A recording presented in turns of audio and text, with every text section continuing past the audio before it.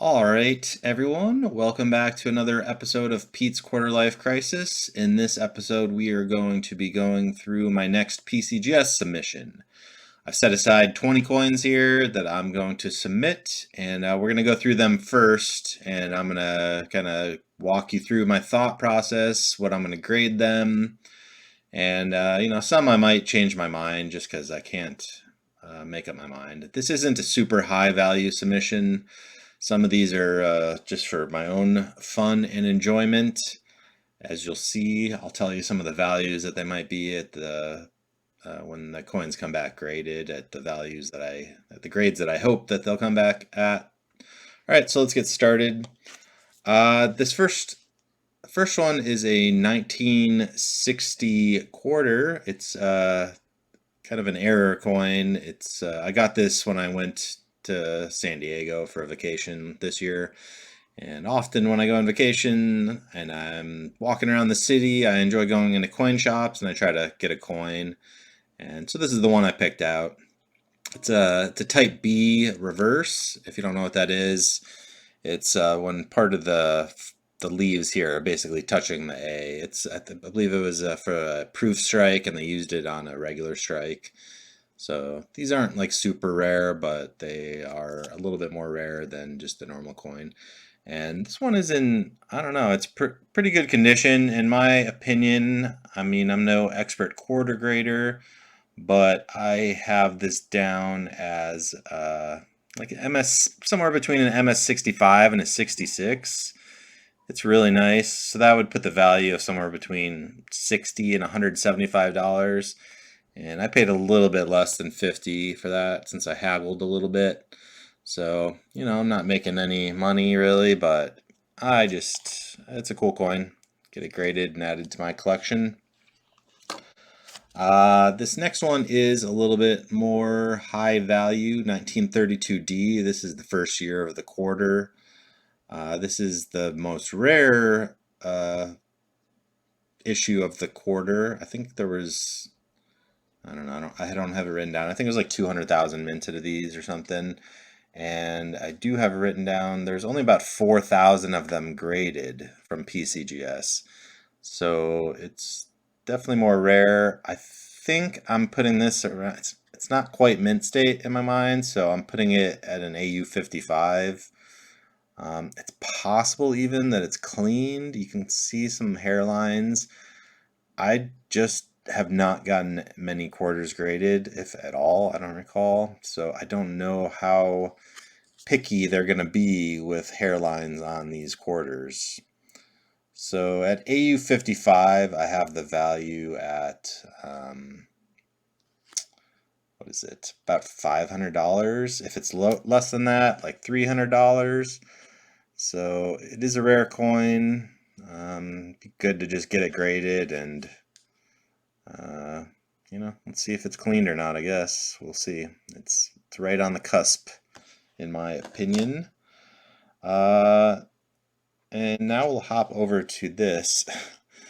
So I don't know. I bought this for a couple dollars, and I think it's funny because Rob Finds Treasure has been doing a nickel hunt and been trying to get one of these forever. Obviously, it's a lot harder from a bankroll, but this is a rarer date Jefferson nickel, 1950D. So yeah, there's only like 5,000 of these even graded at PCGS. And they're not making them anymore. So I don't know. I'll just get it graded. I think honestly, if it gets graded MS64, it's only worth $22, but it's just fun to get graded.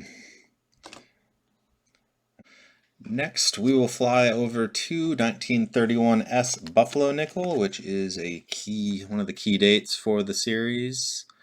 There were 1.2 million minted. I looked at PCGS. There's around 5,000 graded. I have this right on the cusp. It still has luster. I have it right on the cusp of being mint state. So I'm thinking it's either AU 58 or MS 60, somewhere around there. At those levels, if it's MS 60, it's around $100. If it's AU 58, it's going to be, I think it was 80. So, yeah. pretty. All right, staying with the Buffaloes, I actually am thinking about getting this one crossed over to PCGS. I might be crazy, but I want to get this upgraded to an MS66. I actually have another 38D Buffalo nickel, and honestly, this one that I want to cross over is far better than the 38D that I have from PCGS. So, I mean, the problem is too, the 38D, from what my understanding is, there's a lot of good strikes on this particular year and mint. So, you never know. But to me, it's vastly better than this 38D. So I've never done a crossover, so I think might be fun to do. If you have any info on what you think, let me know. I'd love to hear it. All right, we're going to move into another direction.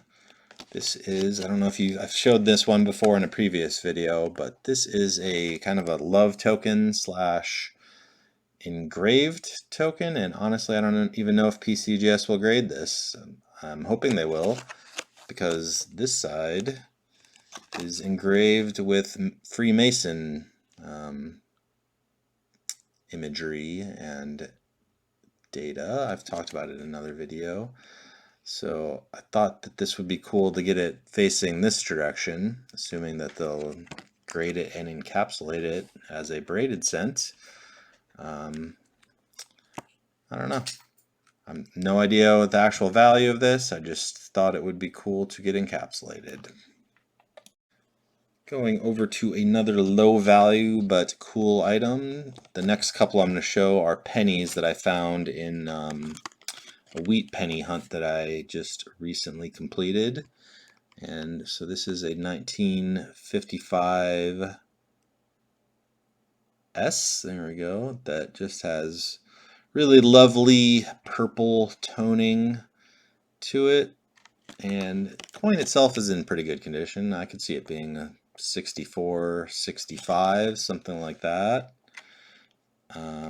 So I would like to get it graded. Again, it's not going to end up being much value. I'm certainly going to lose money on it. I think it's $23 to get it graded, and probably be worth technically $10 on PCGS value, but it's more for memories and just to preserve the nice toning.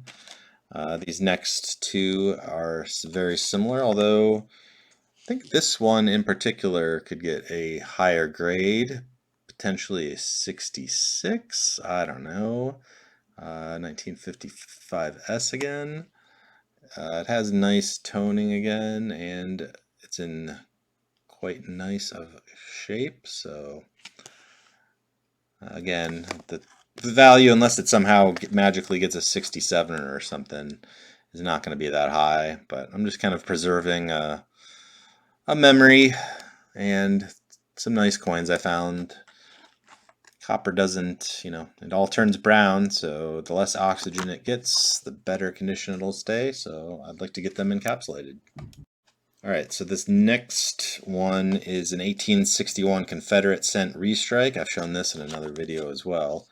And I'm going to just get it graded and encapsulated because it has a cool story behind it, using old defaced dies that this coin never actually circulated because it was too much of a risk for the designer to get the coins out there. So it was never really saw the light of day, other than a couple that were mistakenly handed to a bartender. If you want to hear more about that, I guess you can go ahead and I'll put the video link up there. Alright, so moving from those to an 1875 Carson City dime. And there's two varieties of this. This one is the CC's below the wreath. There's one that was underneath the dime text. And honestly, I'm not sure what to do with this. It's not very attractive. I think it would reach an XF40 based on my looking at the red book and comparing it to other coins, XF40 would put it at a value of around $225. But my problem with it is it's just not attractive. I'm kind of considering trying to dip it to take off some of this unattractive, just dark toning. Problem is, then that has the chance of, ruining the coin. So, I don't know. Let me know what you guys think. Alright, so this next one is a 1923S 50-cent piece, and this one is a key date for the series. It's pretty low mintage. I think that this would only be an F12 or an F15. Obviously, it's not in great shape. At those grades, it's somewhere between $100 and $175. My problem with this is, as the text says, there's a small scratch right to the right of the B in Liberty. I don't know if maybe I can show it a little bit better. I don't know that, there it is. I don't know if that's a large enough of a scratch to come back as ungradable from PCGS, especially in this condition. But it's a risk.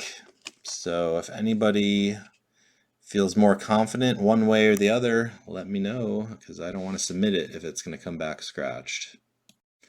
Next up is a whole mint set from 1943. These are some beautiful coins.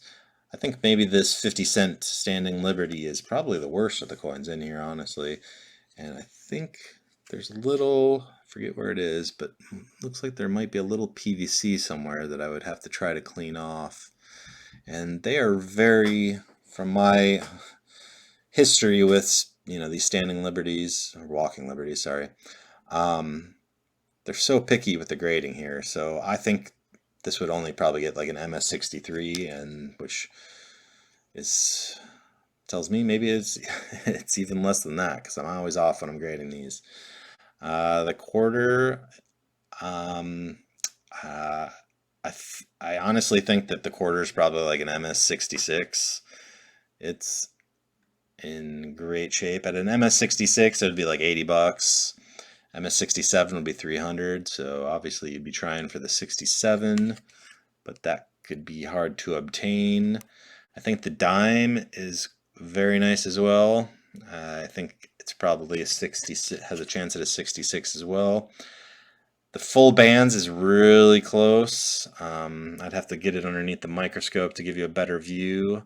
I think it has a chance of getting the full bands, but there's a slight disruption in one of the top bands, so it might not. 1943 P Silver War Nickel. This one's a beauty. I think that this could be, MS66 as well, which would put the value, only at $32. If it gets an MS67 somehow, 90. I honestly, I can't tell if it's full steps. I have to take it out of this plastic, which I haven't done yet, to get a better look at it. So we'll do that. This 43 steel cent has a really nice blue look to it, very original. I'm having a hard time telling if that is some gunk on the coin or if it's toning marks. Again, I'm gonna have to take it out, and I haven't done that yet. That one is definitely a toning mark. It's in nice shape. It just doesn't have all that much value unless it somehow would get a super high grade, which I don't think it would do. All right, on to some Morgans. Both of these next two are 1904 Morgans, which is a lower mintage year. There was 2.7 million minted, and only around 3,000 of these are graded at PCGS, opposed to some of the other years where you're looking at 500 or 50 to 100,000 coins graded. So there are just far fewer of these.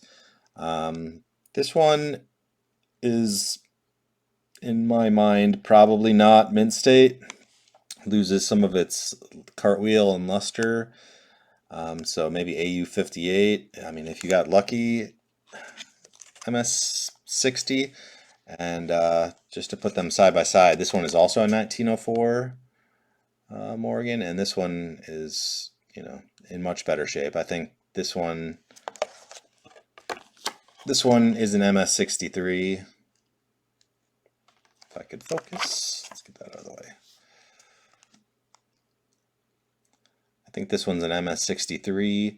An MS63 1904 Morgan, you're looking at around $500. The AU58 one is only around $150. So not bad considering I think I got this Morgan for $60 or something, assuming it comes back at that grade. It does have some coin rub there underneath the chin. But overall, it's in pretty good shape. I don't think it has a chance at 64, so I'm saying 63 hopefully, possibly 62 for that. And the other one was AU55. And then this other Morgan is an 1886.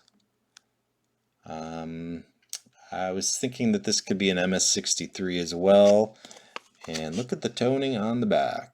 Again, this is... Not again, but this is a common year, Morgan. There's 19 million of these minted. 120,000 have been graded at PCGS already, so I hesitate to send in coins like this because what's the point? Now it's going to be 120,001 of these graded, but mostly because of the toning, and I believe that this is a variety as well. There's a clash here with, I believe it's the obverse. VAM 1C3 or something like that. So not super valuable once it gets graded. If it's an MS63, really, it's like $100. But maybe more because of the toning. That's always personal preference thing. Anyhow, those were the 20 items. I'm debating tossing out maybe 2 of them. That's it. Let me know what you think. Thanks for watching.